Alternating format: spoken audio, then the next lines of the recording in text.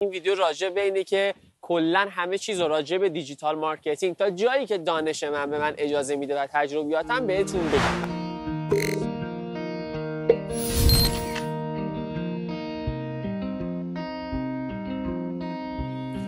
درود دوستان، این اولین ویدیو چنل منه و خیلی خوشحالم و خوش اومدید. این ویدیو راجع به اینه که کلا همه چیز راجع به دیجیتال مارکتینگ تا جایی که دانش من به من اجازه میده و تجربیاتم بهتون بگم. قطعا خیلی ها میتونن بهتون بیشتر کمک کنن، ولی خب تا جایی که ممکنه منم تجربیاتمو در اختیار شما میذارم و شاید بشه کمک بیشتری بهتون بکنم.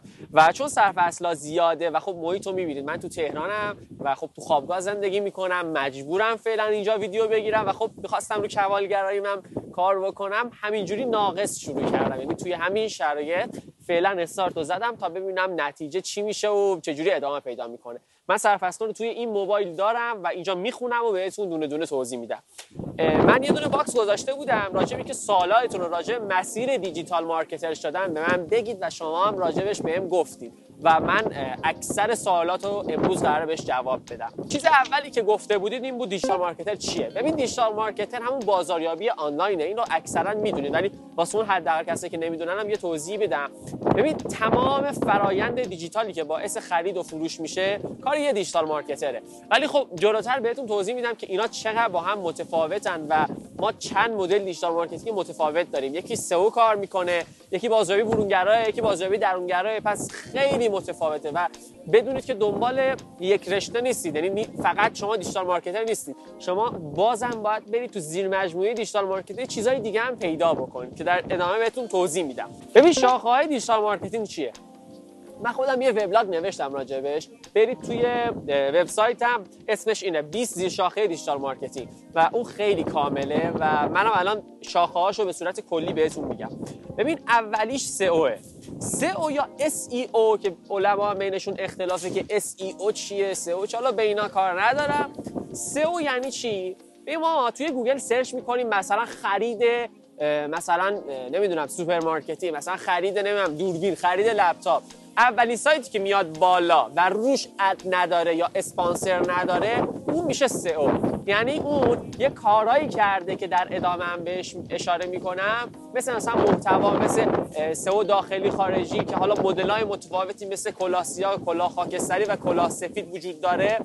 این باعث میشه که شما توی نتایج گوگل بیای بالا. شاخه دوم SEM یه جورای گوگل ادز خودمونه. یعنی بخوام به صورت کلی و خیلی ساده بگم، شما پول میدی به گوگل و میای توی صفحه اول، ولی خب ضمانتی بهت نمیده که میای لینک اول، میای تو صفحه اول 4 تا لینک بالای 4 تا لینک پایینه که روش اد زده و این یعنی که اون اسپانسر شده که لینکش بیاد بالا و شما بابتش هزینه پرداخت میکنید. ولی سئو بابت بالا اومدن به گوگل هزینه پرداخت نمیکنه، ولی هزینه‌های شما صرف چیزای دیگه مثل محتوا، مثل چیزای دیگه میشه. بعدیش SMM، سوشال مدیا مارکتینگ، یعنی بازاریابی در شبکه‌های اجتماعی. یه چیزی که معروف ترینش هم همینه.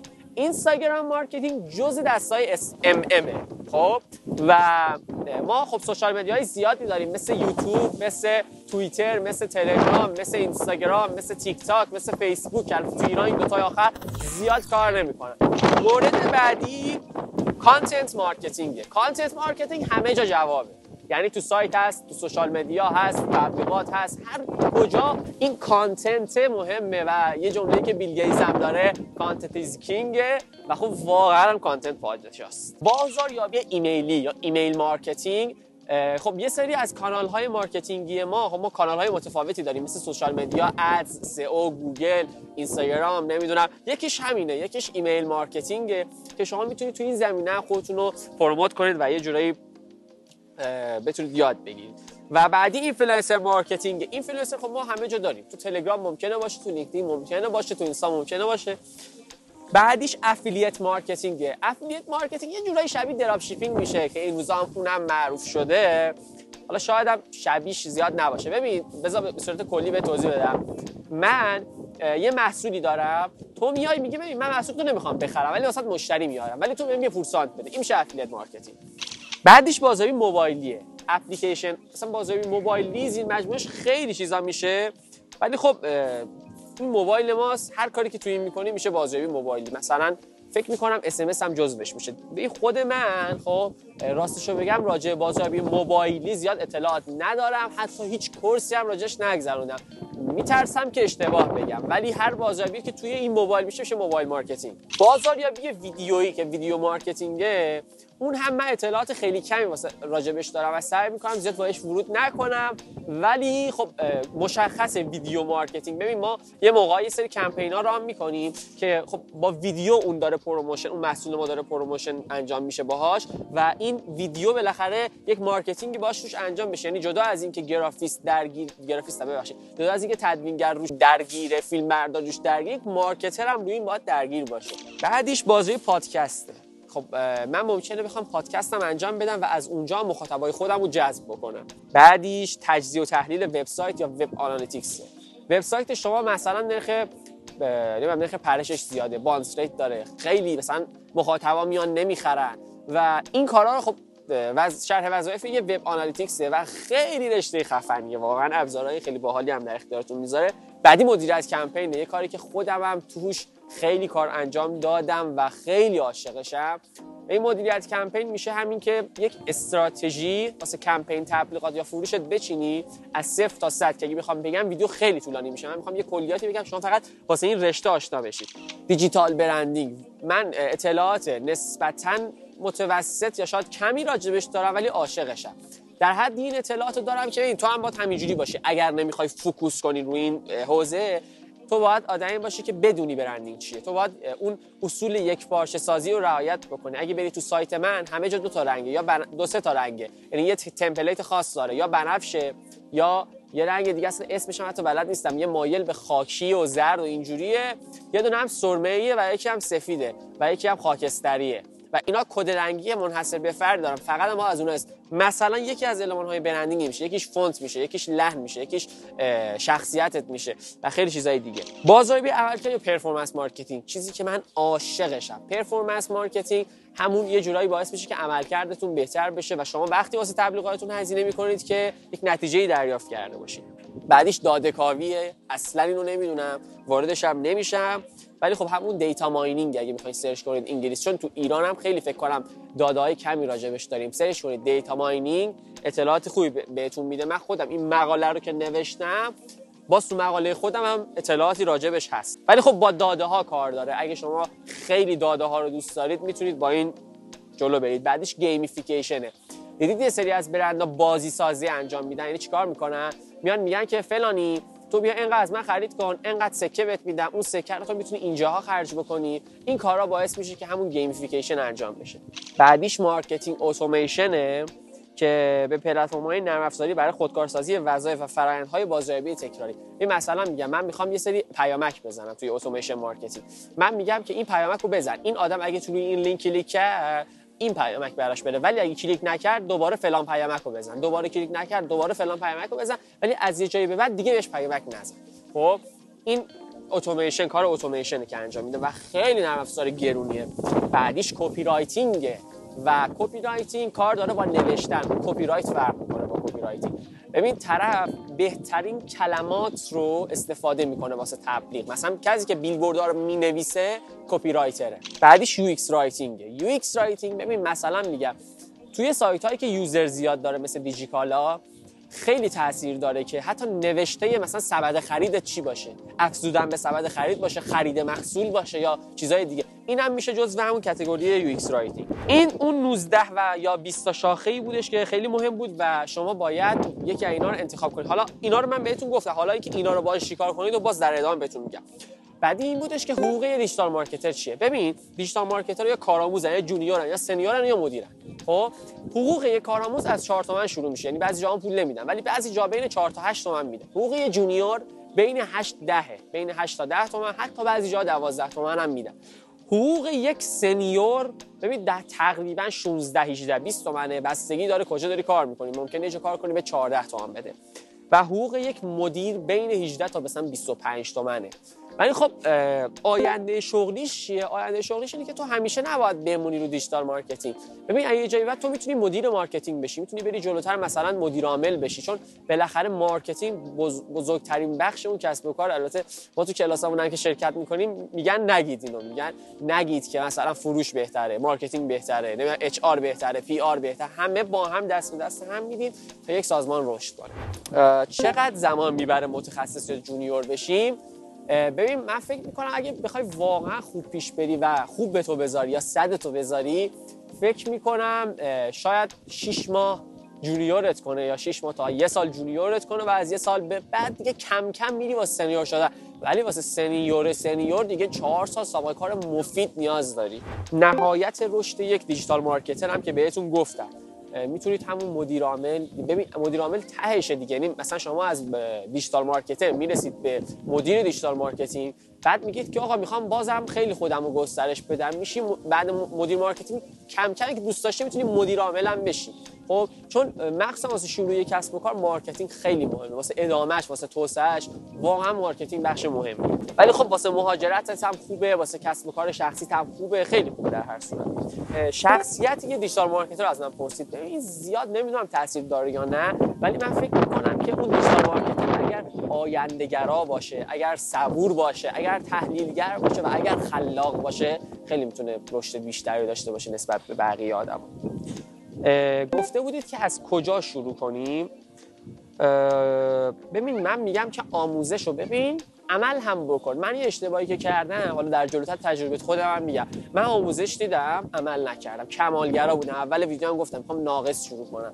ببین من آموزش دیدم رفتم جلو، دوباره اینقدر آموزش دیدم یادم میرفت اولین آموزشی که دیدم چی بود. مغز ما تا یه حدی گنجایش داره، شما آموزش ببینید و عمل هم بکنید. من پیشنهادم اینه که آموزش ببین، برو کارآموزی و بعدش که رفتی کارآموزی همونجا استخدام میشی، 1 سال 2 سال اونجا بمون، بعدش هم برو جاهای بهتر. ولی واقعا زیر 1 سال جایی نمون. حالا کارآموزی ممکنه 3 ماه بمونی بعد بری یه جا دیگه، 6 ماه بمونی بعد بری، ولی وارد کار شدی، بیمت کردن شدی کارشناس، واقعا بمون اونجا، حداقل 1 سال بمون. و اگه میخوای مهاجرت کنی حداقل 2-3 سال بمون، چون هیچ کی استخدامت نمیکنه در آینده ببین همش 3 ماه 6 ماه داری میمونی.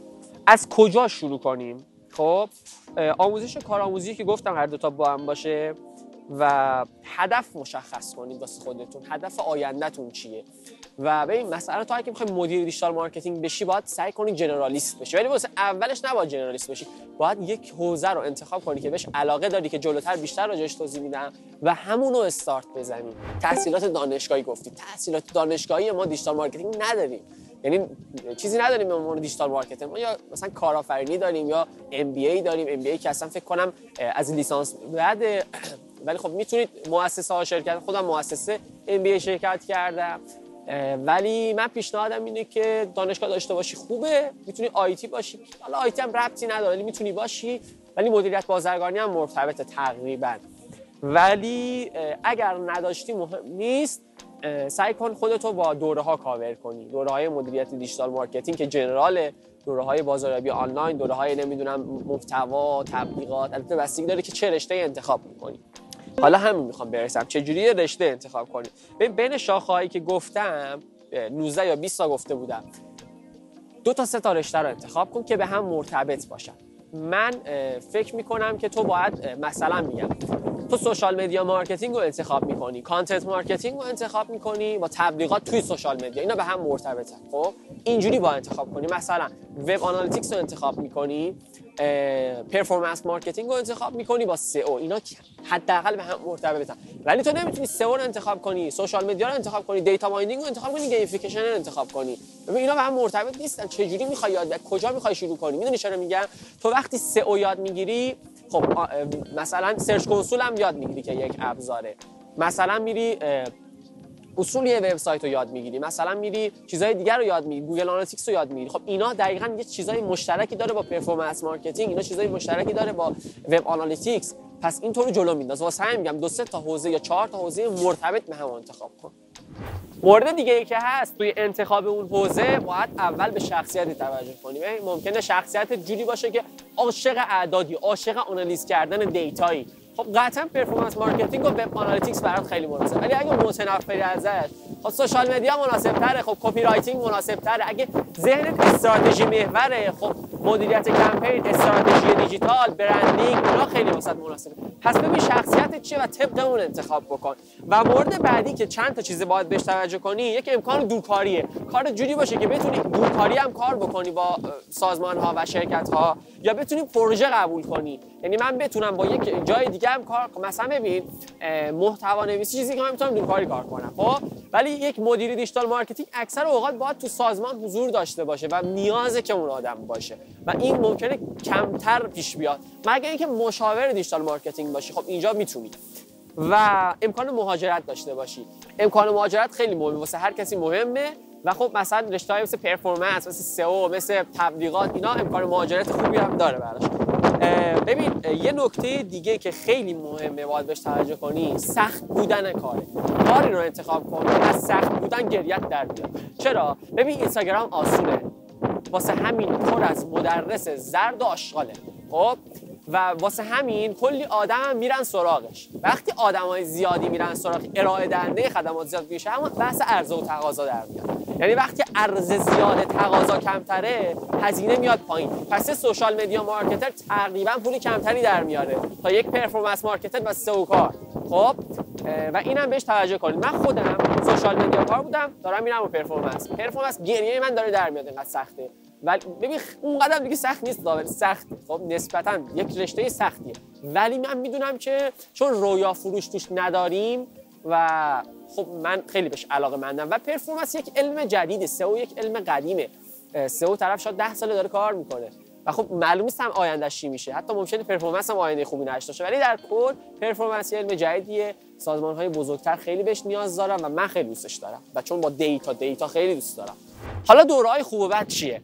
ببین من کسایی که راضی بودم و نبودم رو بهتون میگم و حالا دیگه انتخاب با خودتونه. من صرفا تجربیات شخصی رو میگم، شاید هم درست نباشه. بیزنس اسکول ماهان خوب نیست. من شرکت کردم، اصلا ازش راضی نیستم. دلایلش هم اگر بخواد جای دیگه، الان حالا موضوع یه چیز دیگه است، بهتون میتونم بگم. و ما دورمون 23 نفر بود، انتهای دوره 2-3 نفر تو کلاس بودن، هیچکی از دوره راضی نبود و اونجا شرکت نکنه چون معروفه توی کامیونیتی، واسه همین اسمشو میارم. و مدرسین زرد که اصلا بیخی، اصلا نه اسم میارم نه شرکت بکنید، اصلا یه مش آشغال توضیح میدن، هیچ همه از هم کپی میکنن. از اون بهتر تو وبلاگ مردم خیلی مباحث خیلی تخصصی تر وجود داره، برید وبلاگ بخونید بهتر تو دوره‌های اونها رو شرکت کنید. بعد مغز شما رو نسبت به چیزی انحراف میدن، یعنی چیزی رو میگن که اصلا درست نیست. خب ولی چیزایی که خوبن یه سریاشو رفتم، یه سریاشو نرفتم. ببین مثلا آقای فراهانی واقعا فوق العاده است. اینو من یکی از دوره‌اش شرکت کردم و یکی دیگه هم میخوام شرکت کنم، کپی رایتینگش رو میخوام جدیداً شرکت کنم. فوق العاده است این آدم بی‌نظیره. و دوره نهایت یادگیری خوب بود. دوره سوشال مدیا مارکتینگ من دوره‌شو 3-4 سال پیش رفتم، تا الان آپدیت نداده. یعنی اگه میخوای شرکت کنی بدون داری دوره شرکت میکنی که احتمالاً آپدیت نداده، شاید هم داده باشه، باید از خودش بپرسی. سرچ کنی نهایت یادگیری میاره و اسم خودشون هم آقای میرزاییه. به خودم پیام بدین آیدیشو بهتون میدم، اونجا میتونید شرکت کنید. من از دورش خیلی راضی بودم، اولین دورم دوره اون شروع کردم، من از اون راضی بودم، اونم میتونید شرکت کنید. دوره دهبان من یکیشو رفتم، خوب بود، بقیه رو نمیدونم. و دی ام بورد یه سری مباحث رایگان مطرح میکنه، مثلا میاد یه سری وبینارهای رایگان میذاره. دی ام بورد بی‌نظیره، یعنی اصلا معتبرترین رسانه دیجیتال مارکتینگ. و آنالیتیکس دوره پرفورمنس مارکتینگ برگزار میکنه. خداتر از آنالیتیکس نداریم. آنالیتیکس زمانی که من اومدم دوره رو خریدم که مثلا 10 ماه پیش، تا الان فقط 5-6 تا سرفصل آپدیت داده. این آدم فوق العاده است. اسم خودش هم افشین زندیه، بی‌نظیر، مدرساش عالیان، شرکت کنید، واقعا بی‌نظیر. و توی دوره خریدن به این توجه کنید که دوره سطح بندی بشه. اصلا فکر نکنم تو ایران دوره داشته باشیم که سطح بندی بشه. ببین وقتی سطح بندی نمیشه، دقیقاً ماهان اینجوری بود، ماهان بیزنس اسکول.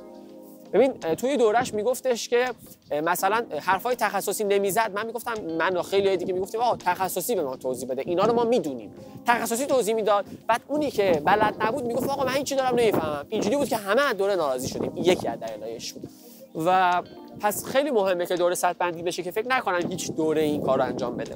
و لطفاً آموزش بیش از حد نبینید. آموزش میبینید عمل کنید، بعد دوباره آموزش ببینید، ولی همیشه در فرآیند تجربه و عمل آموزش قرار بگیرید و لطفاً از سرگرمیاتون واقعا بزنید، مخصوصا اگه تو دهه دوم زندگیتون هستید. تو دهه مثلا بین 15 16 17 18 سال که اصلا هیچی، واقعا من جاتون بودم و جاتون هم بودم، این کارو کردم، راضی هم هستم. یعنی واقعا دوستان میرفتن بیرون، من باهاشون نمیرفتم بیرون. چرا؟ چون با 6 صبح بلند میشدم دوره هامو نگاه میکردم. واقعا در آینده هیچ وقت پشیمون نمیشید. من نشدم، شاید شما بشید، شاید بگید من چرا 18 سالم بود کار کردم، چرا این کار، ولی چون کار من سرگرمی من بود، من راضیم از کاری که کردم. بس برکس متفاوته. نرم افزارهای دیجیتال مارکتینگ رو از من پرسید. نرم افزارها فرق میکنه. یکی که گوگل آنالیتیکس داره انجام میده، مثلا گوگل دیتا استودیو، نمیدونم گوگل تگ منیجر، خیلی چیزای دیگه واسه ابزارهای گوگل نیاز داره. یکی سوشال مدیا کار میکنه، کوکو مناسبشه، نوین هاب مناسبشه. ببین فرق میکنه اینا با هم. باید ببین اول رشته چیه تا ابزارش یاد بگیری. و استخدام دیجیتال مارکتر چیه؟ ببین استخدام اکثرا سر توانایی ها و تجربه هاته. سعی کن تا میتونی بهترین کار رو ارائه بدی، حتی اگه پول نمیگیری بهترین خودت باش. اون کاری که داری میکنی نمونه کارته. اینجوری نباش که پول من نمیده که پولش همین ازش میگیرم، همینه که اصلا. یه جوری کار به طرف بده، طرفی که واقعا نمیدونم تو چرا داری این قیمت از من میگیری. چرا؟ چون اون نمونه کارته. این اشتباه رو نکن، کاراتو به بهترین شکل انجام بده. و یه سری نکات دیگه هم بگم. مسیر شغلی خودم رو پرسید. من اول سوشال مدیا مارکتر بودم، اول که اینستاگرام مارکتر بودم، بعد سوشال مدیا مارکتر شدم. یعنی چی؟ یعنی رفتم یوتیوب یاد گرفتم، رفتم چیز یاد گرفتم، تلگرام یاد گرفتم، لینکدین یاد گرفتم. بعدش دوره‌های استراتژی گذروندم، دوره ام بی ای گذروندم، دوره مدیریت دیجیتال مارکتینگ گذروندم، رفتم یه جا کار کردم به عنوان کارشناس دیجیتال مارکتینگ، بیشتر سمت مدیریت کمپین، سوشال مدیا، تبلیغات و تولید محتوا کار کردم. یکم دیگه که رفتم جلوتر، رفتم بیشتر سمت استراتژی، سمت اینکه بیزنس ران بکنیم و از اینجور مباحث. چون بیزنسی که باش کار میکردم داشت ران میشد.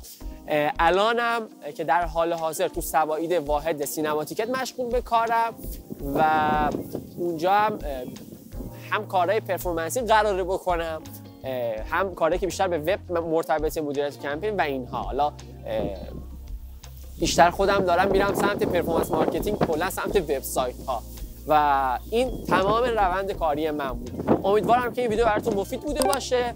این ویدیو رو چون خیلی دایرکت داشتم ساختم، در آینده ویدیوهای دیگه هم میسازم. مخصوصا اگه بیاید خودتون به من بگید توی دایرکت که آقا اینا رو بساز و اینجور چیزا، حتما یا همونجا بهتون کمک میکنم یا یه ویدیوی کوتاه میسازم یا پادکست میسازم، چون تنها هدف من کمک کردن به شماست. و چون واقعا کسی نبود به من اهل رشت بودم و اونجا متخصص کم بود و چون واقعا کسی نبود به من کمک کنه، من تمام تلاشمو میکنم که بهتون کمک کنم. امیدوارم عالی باشید و تا درود دیگر بدرود.